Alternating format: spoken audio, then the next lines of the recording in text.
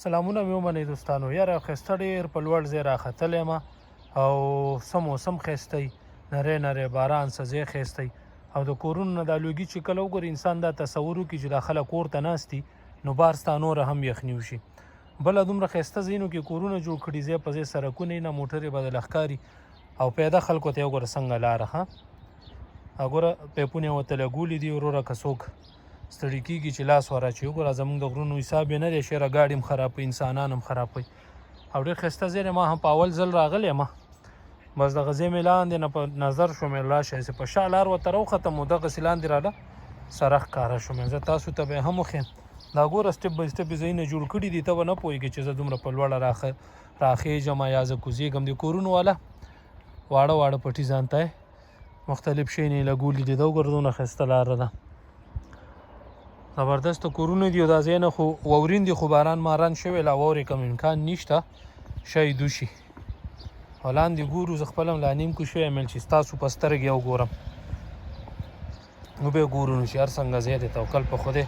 کورونه خلکو ډېر ښایسته جوړ کړي او ګوره څنګه ځایونه دي. واه خیر خو دې شته دی مخامخ کور ته. نو که تر اوسه ته دا ویډیو ګورې او ماشاءالله دې نه یې لیکلي نو ډېر بد به کې. غرونو منځ کې ګوره څنګه سړکونه، څنګه لارې ښایسته سیستمات یې جوړ کړي دي. اورې دلته نه که یو سړی تیز کوشي، ګوره جنګلی هم ورته لګولی چې دلته لاس ور واچي چې سړک ته لاړ نه شي. دا دی چې د دې کلی وګوره، دا یې کلی. نور چې شی کې وروره پاس وګوره بله لاره ختلی دی. څومره کلار او خاموش ځایونه دي او کلی او هر ځای د غرونو منځ کې دومره ښایسته کلي جوړ کړي دي چې سړی وده حیران شي. دا وګوره څوک وایي چې دا غرونه دي، هنا مخامخ غر دی او دغلته یې ښایسته ځایونه جوړ کړي دي.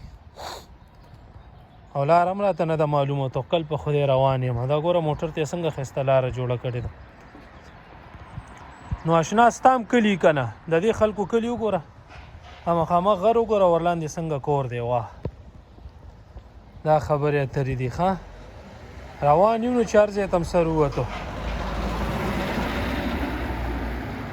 اوس دغه شی د اشنا زه به ځان ته لاره پیدا کړم یا به واپس په هماغه لاره ځم چې کوم باندې راکوز شوم.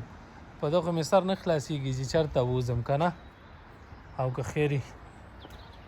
دا ګوره دغه لاست هم د کورونو په شا غر دی، واغلته هم غر دی منځ کې، او ښایسته ځایونه یې جوړ کړي دي. کلار ژوند، خلک کارونو ته تللي دي او ځکه کلاري ده. او دا د بجلۍ تارونه چې ګوري دا هم دلته وي، ښه دا په ښار کې نه وي. وګوره که نه اشنا تم غرونه او کلي لري او دیم لري. وګوره مخامخ شاته غرونه او مخې ته څنګه کورونه جوړ کړي دي. واه واه واه. نو ماشاءالله چې دې ونه لیکله ډېر بد به وکړي نو